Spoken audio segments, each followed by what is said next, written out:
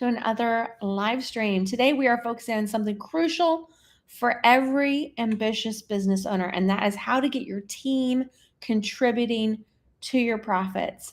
Stick around and we'll be right back with that.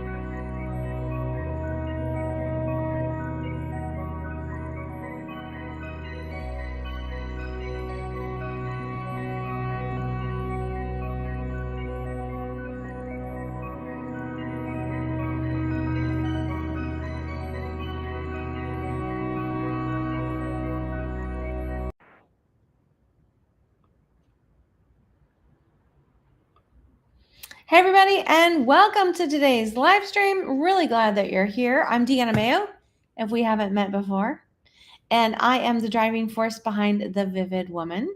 I've been helping entrepreneurs, small business owners, and leaders with their team building, their strategic growth, and how to get more results out of their team in a way that is authentic and not pushy and like being in a dictatorship for over 20 years. So let's dive in. For those of you just joining us, welcome.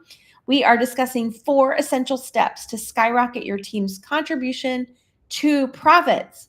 If you would like your team to be bringing in more money into your business, please drop me a note in the comments and let me know that you are in the right place. As a matter of fact, if you could throw in there #live if you're joining me live, that would be amazing. #replay. If you're joining me on the replay, that would be awesome too. Let's talk about who this is for today. So first things first, if you are tired of juggling endless tasks, even though you have a team, and you're not really getting the traction you need on the most important projects to move your business forward, you are in the right place today. If you want to build a powerhouse team, I don't care if it's one person or 1,000 people that are boosting your profits, then you are in the right place. So let's talk about the problem before we jump into the solution. Many of you are pouring your hearts, blood, sweat, and tears into your business, but you're still not getting the results you deserve. Maybe you're dealing with underperformance, or the right people but in the wrong roles, or the wrong people in their roles. The good news is it doesn't have to stay this way. When your team isn't performing at its best and they're not positively impacting the bottom line, it affects the entire business. You may find yourself constantly putting out fires, dealing with missed deadlines, feeling overwhelmed by the sheer volume of tasks on your plate. And then you go to look at your team expenditures on your P&L at least once a month, I hope.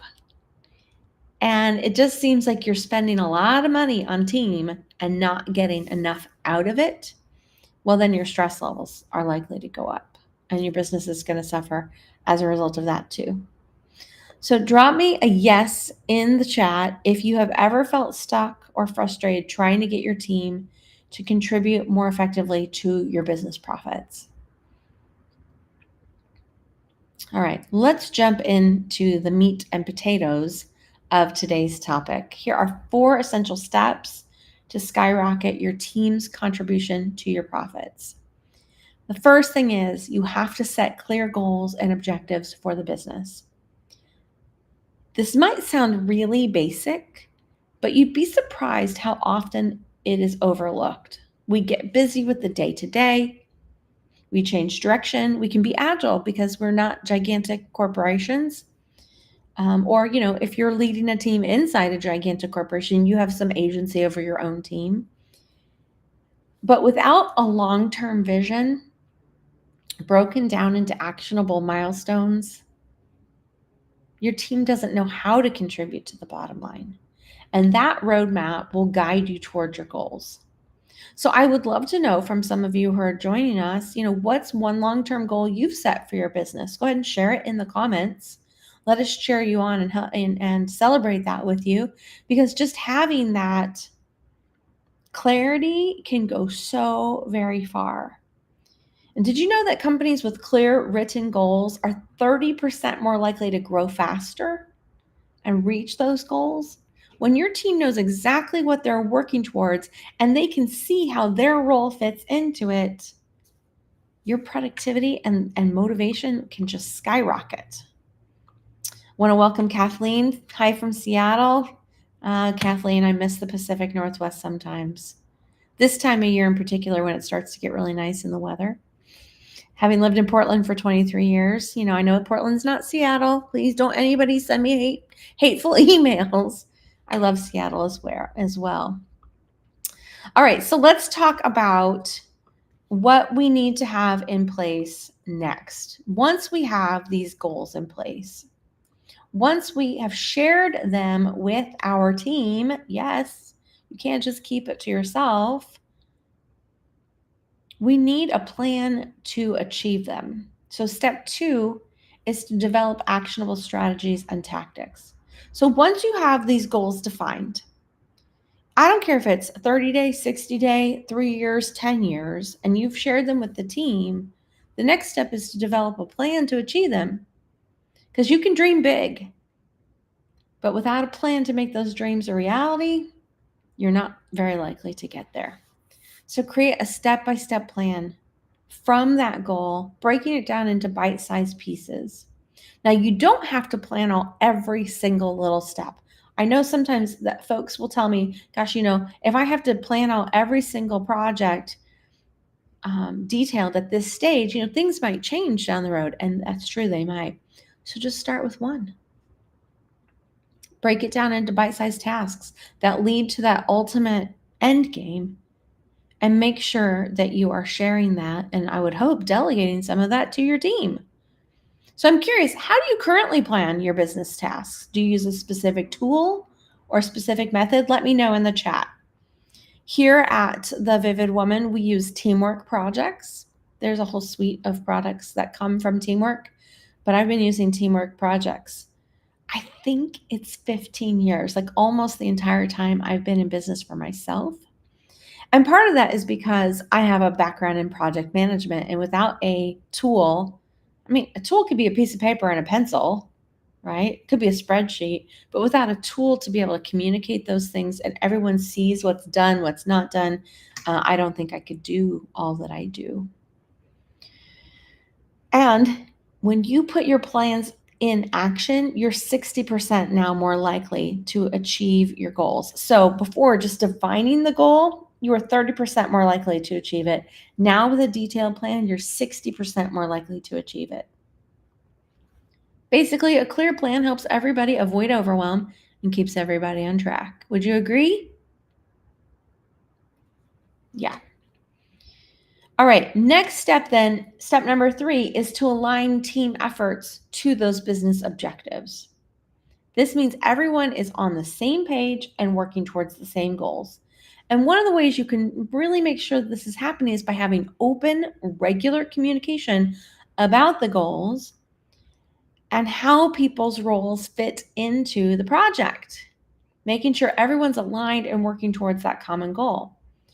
Now, whether someone's role is directly revenue generating or they're freeing up your time to focus on revenue generating activities, they can still be contributing to the bottom line. So how do you ensure your team stays aligned to your business goals? What are you doing on a regular basis to make sure that those goals are being communicated and the progress towards them is being communicated?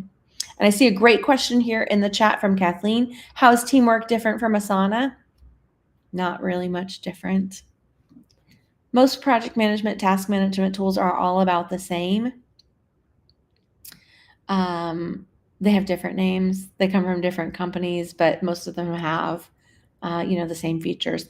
When all things seem to be equal between two tools, I do have 2 pieces of criteria I use to decide which one to go with. If you would like to know that criteria, pop the word decide into the comments and I will share it a little bit later if we have enough people who want it.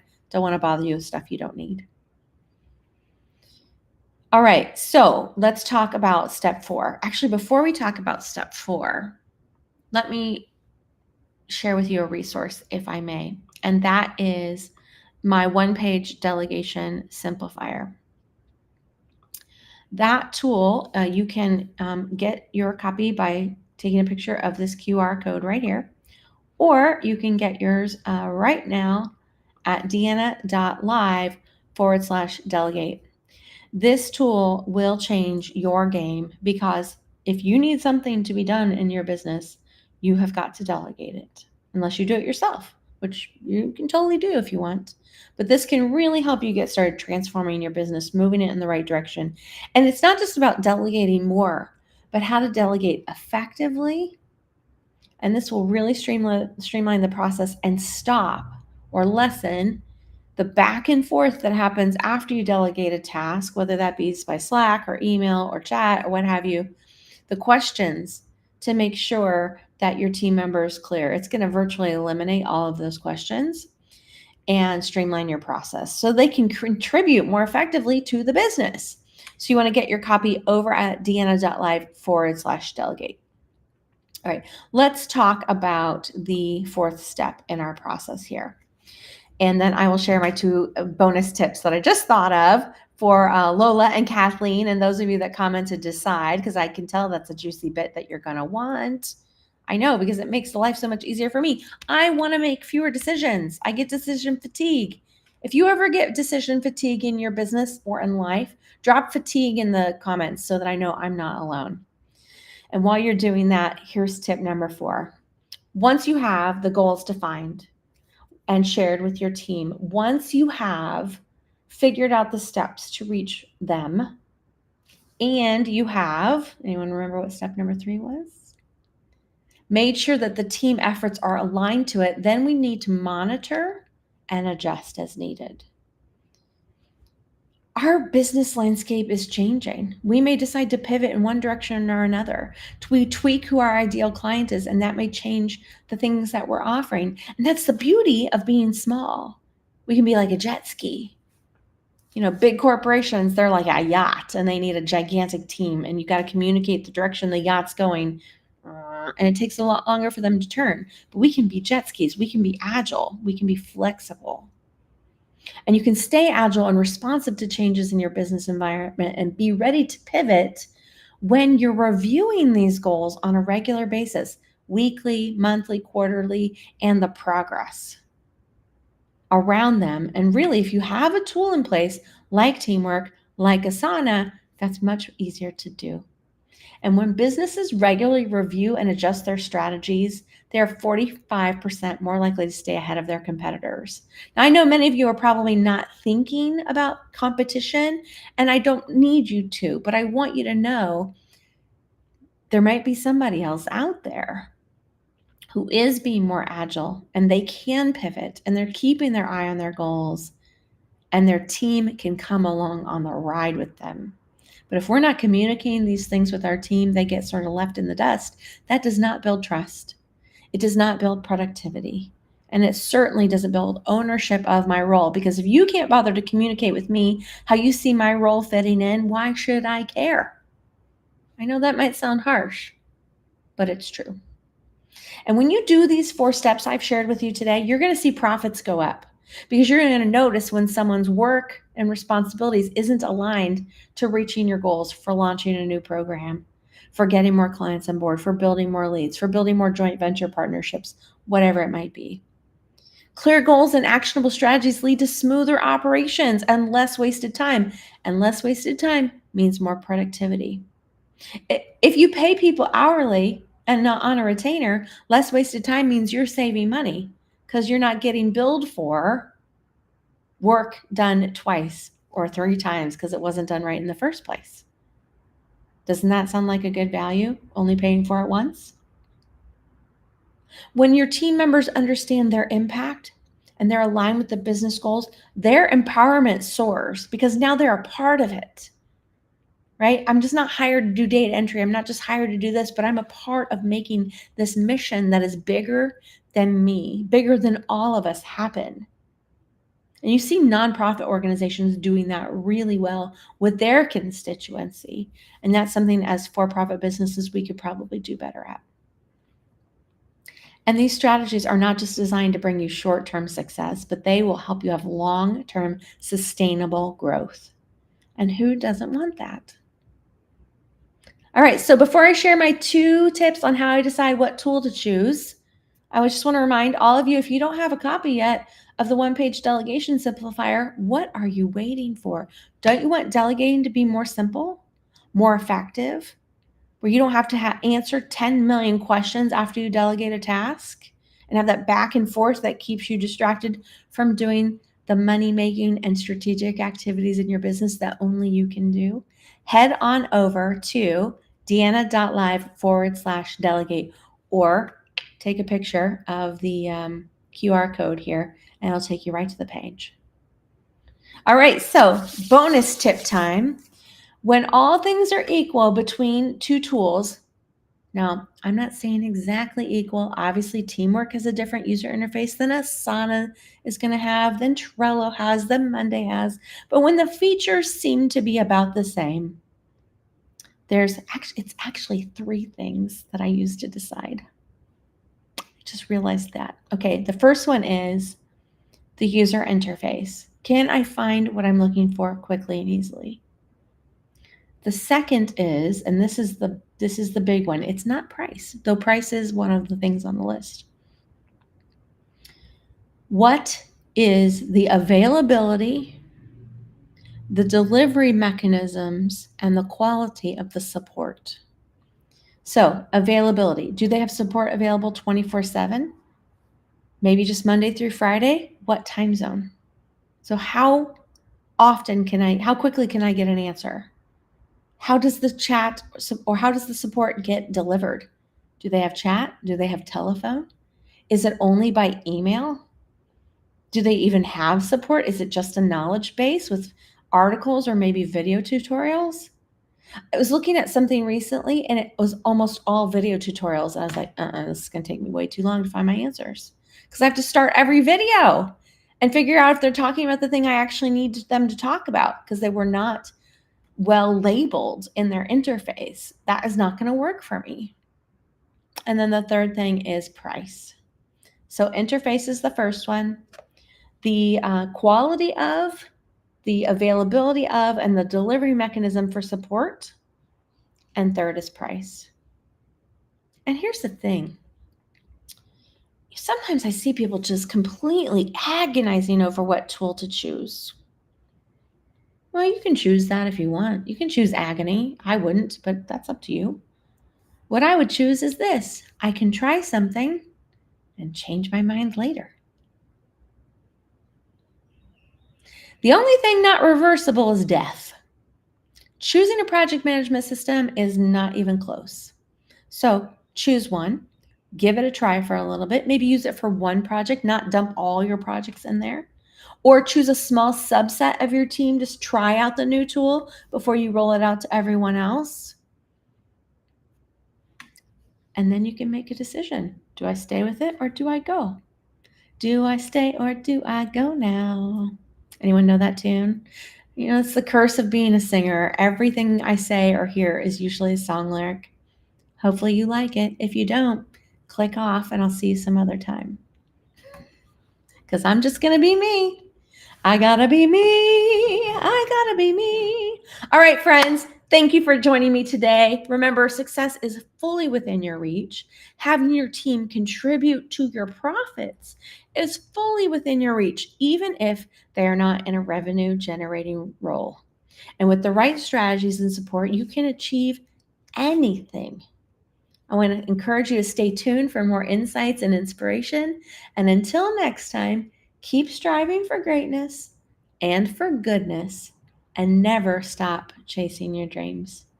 Take care, everybody, and I'll see you next time. Bye for now.